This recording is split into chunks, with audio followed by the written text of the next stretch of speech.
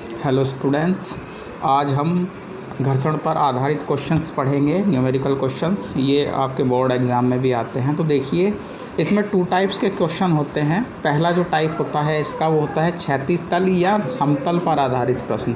उसमें क्वेश्चन में वो कहेगा कि कोई भी वस्तु क्षैतिज तल पर रखी है या समतल पर रखी है। दूसरा टाइप होता है नत तल या झुके तल पर आधारित। तो ये बेसिकली 2 टाइप्स के क्वेश्चन होते हैं इसमें। तो हम इसमें फर्स्ट टाइप आज डिस्कस करेंगे। पहला टाइप जो है वो है क्षैतिज तल पर आधारित प्रश्न। अब ये क्षैतिज तल पर जो आधारित प्रश्न होते हैं ये भी 2 प्रकार के होते हैं। पहला जो होता है वो है जब बल क्षैतिज बल हो, यानी कि जब तल के समांतर लगा हुआ हो या क्षैतिज के समांतर बल लगा हुआ हो। ठीक है, जैसे इस क्वेश्चन में, इस डायग्राम में दिखाया हुआ है, कोई W भार है, ये कोई वस्तु ये क्षैतिज तल पर रखी हुई है। तो ये जो P लग रहा है, ये जो तल है आपका क्षैतिज तल, इसके समांतर लग रहा है। ठीक है। दूसरा टाइप है जब बल क्षैतिज तल से किसी कोण पर हो, जैसे इसमें दिखाया हुआ है। देखिए, ये आपके क्षैतिज तल पे कोई वस्तु रखी है, ये क्षैतिज तल से किसी कोण पे लगा हुआ है। P बल जो लगा हुआ है थीटा डिग्री कोण पे लगा हुआ है। तो ये 2 टाइप के क्वेश्चंस इसमें होंगे। तो अब हम देखिए, दोनों के मैं आपको एक एक एग्जाम्पल करा रहा हूँ, आप ध्यान से देखेंगे इनको। देखिए, ये क्वेश्चन दे रखा है। पहला आपको क्या दे रखा है, क्वेश्चन को पढ़ेंगे। एक रूक्ष क्षैतिज तल पर, देखो मैंने कहा ना क्षैतिज तल पर वस्तु रखी है क्षैतिज तल पर रखी है। ठीक है, क्षैतिज तल पर रखी है। 250 न्यूटन का एक पिंड रखा है, भार दे दिया उसका 250 न्यूटन W। यदि पिंड के ऊपर 70 न्यूटन का क्षैतिज बल लगाया जाए, देखो क्षैतिज बल कह दिया ना उसने। देखो, ये पहला टाइप हो गया इसका, क्षैतिज बल या तल के समांतर कहेगा। या तो वो बल को कहेगा कि तल के समांतर है, या ये कहेगा कि क्षैतिज बल है। तो देखो, इस क्वेश्चन में इसने क्या कहा, क्षैतिज बल कह दिया। तो वो क्या कह रहा है, घर्षण गुणांक का मान ज्ञात कीजिए। तो इस टाइप के क्वेश्चंस को करने के लिए सबसे पहले हम क्या करेंगे, एक डायग्राम बना लेंगे। तो हमने एक ये लाइन खींच ली, ये क्षैतिज तल है आपका, ये क्षैतिज तल हो गया। इस तल पे एक ये वस्तु हमने रख दी, ठीक है, जिसका भार जो है हमेशा नीचे की ओर कार्य करेगा। तो ये W जो है इसके केंद्र से नीचे की तरफ कार्य करेगा, जो 250 हमें क्वेश्चन में दे रखा है। तो जब भार नीचे की तरफ कार्य करेगा तो जो इसका रिएक्शन होगी, प्रतिक्रिया होगी, वो क्या करेगी, ऊपर की तरफ कार्य करेगी, R। ये हमेशा ऊपर ही लगेगी। इसको इसी तरीके से आप सबसे पहले बना लेंगे। अब ये बल का मान दे रखा है, तो बल उसने ये नहीं कह रखा है कि इसको खींच रहे हैं या धकेल रहे हैं। तो जब वो क्वेश्चन में कुछ नहीं करेगा तो कहेगा, तो आप क्या कहेंगे, बल को बाहर की तरफ लगाएंगे। आप ये मान के चलेंगे कि इस बल से हम क्या कर रहे हैं, खींच रहे हैं वस्तु को। और अगर वो कहेगा कि धकेल रहे हैं, तो धकेलने के केस में ये बाहर की तरफ नहीं आएगा, ये बल क्या होगा, इसकी दिशा अंदर की तरफ हो जाएगी। क्वेश्चन में अगर उसने कुछ नहीं कह रखा है तो बाहर की तरफ लगा देंगे। तो इस क्वेश्चन में हमें उसने बल की कोई डायरेक्शन नहीं बता रखी। ये नहीं कहा कि बाहर लग रहा है या अंदर लग रहा है, उसने ये नहीं कहा कि खींच रहे हैं या धकेल रहे हैं। तो इसलिए हमने इसको बाहर लगा दिया, हमने ये मान लिया कि खींच रहे हैं। ठीक है। अगर वो क्वेश्चन में कहता कि भाई हम इस बल से क्या कर रहे हैं, धकेल रहे हैं, तो बल अंदर की तरफ आ जाता। तो अब देखिए, जब हम इस बल से इसको इस साइड खींच रहे हैं, बल इधर लगा हुआ है, तो जो आपका घर्षण बल होगा F, यानी कि F = μr होता है।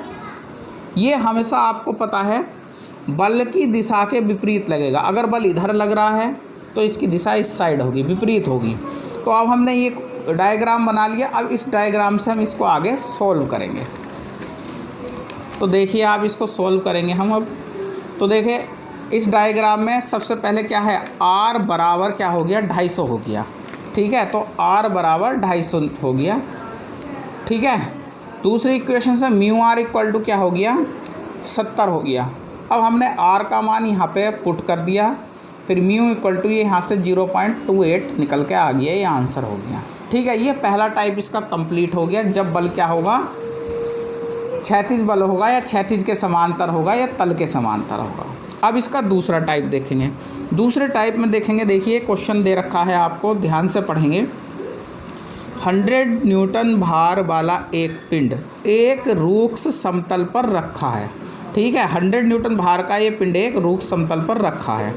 ये डायग्राम दिया नहीं होगा आपको, अपने आप बनाना है इसकी क्वेश्चन की लैंग्वेज पढ़ के।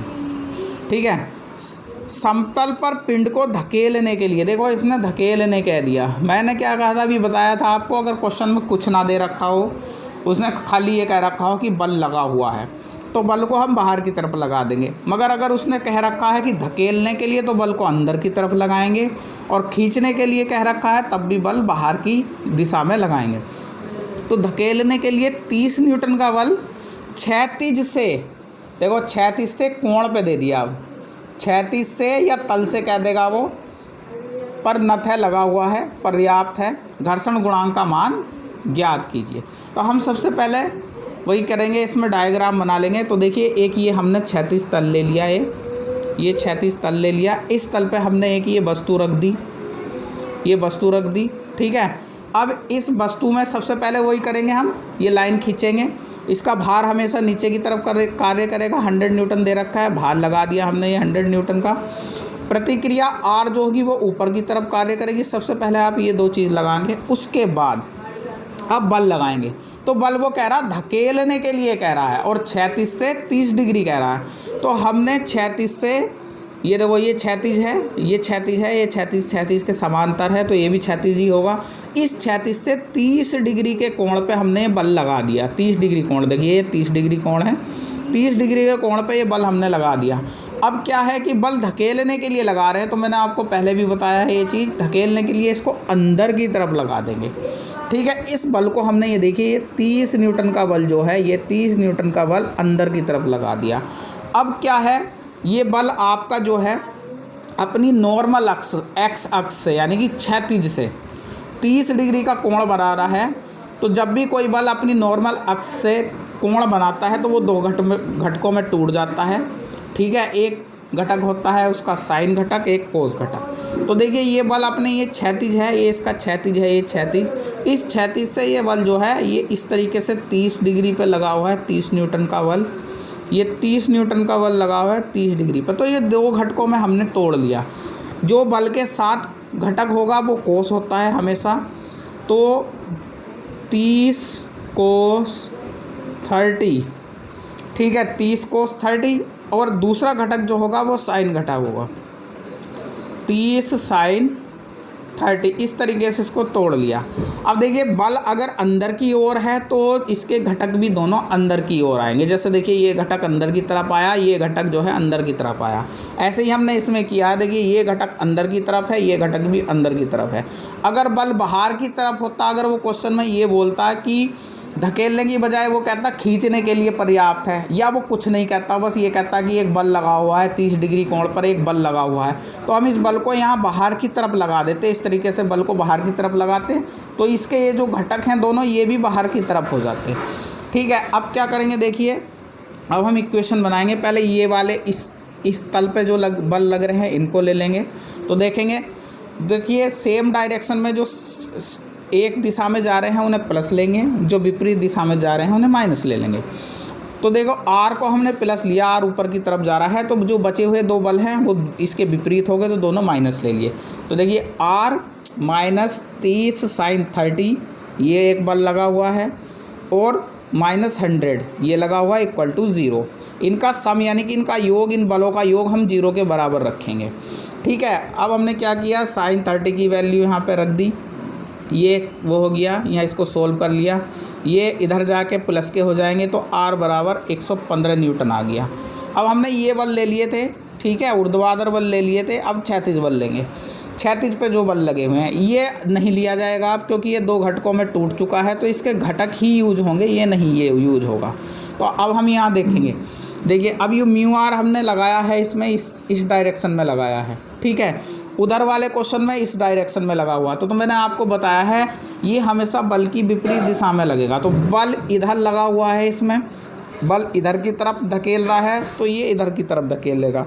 अगर बल इधर की तरफ धकेलेगा तो ये इधर की तरफ धकेलेगा, खींचेगा, बल की विपरीत दिशा में लगेगा। तो अब हम ये वाले बल लेंगे। तो देखो अगर हम इस म्यू आर को प्लस लेते हैं, ये म्यू आर प्लस ले लिया, तो ये इसके विपरीत है, ये विपरीत है तो इसको हम माइनस ले लेंगे। तो म्यू आर हमने प्लस ले लिया, ये माइनस 30 कोस 30 कर लिया इक्वल टू 0। इसका सम भी हम, इनका योग भी 0 के बराबर रखेंगे। इन बलों का योग भी 0 के बराबर, इन बलों का योग भी 0 के बराबर। विपरीत दिशा वाले माइनस हो जाएंगे, सेम दिशा वाले प्लस हो जाएंगे। ठीक है, अब हम क्या करेंगे इसमें आगे, mu R 30 cos 30 equal to 0 हमने रख लिया, इसको इधर ले गए बराबर के, प्लस हो गया। आर की वैल्यू हमने 115 यहाँ से रख दी, ये कोस 30 की वैल्यू रख दी, इनका मल्टीप्लाई कर लिया है 25.98 आ गया। ये हम इसके नीचे ले गए भाग में, इसकी भाग कर दी तो हमारा ये आया 0.2259। ये 50 से ज़्यादा है तो अब इसको 3 कर लेंगे इधर, तो ये 0.23 भी लिख लेंगे। ये आंसर हो गया आपका, ये आपकी घर्षण गुणांक की वैल्यू हो गई। म्यू को हम घर्षण गुणांक बोलते हैं। तो इस तरीके से स्टूडेंट्स ये क्वेश्चन सॉल्व होते हैं। कल हम इसके दूसरे टाइप को डिस्कस करेंगे जो कि नत तल होगा, झुका हुआ तल होगा, झुके हुए तल पे वस्तु रखी होगी। आप ये क्वेश्चन आज करेंगे।